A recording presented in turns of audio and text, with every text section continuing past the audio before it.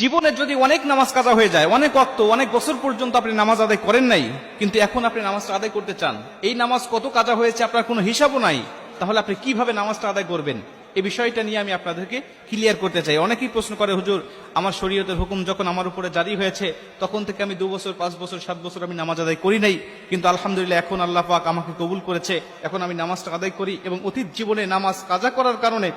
আমার ভিতরে অনুশোচনা আসছে, হুজুর নামাজগুলো আমি আদায় করতে চাই, কেমনে করে নামাজ আদায় করব? শুধু তওবা করলেই হয়ে যাবে নাকি আমাকে সেই নামাজগুলোকে হিসাব করে করে আমাকে পড়তে হবে? অনেকেই বলে, হুজুর হিসাব করা তো সম্ভব নয়, তাহলে কিভাবে নামাজটা আদায় করব?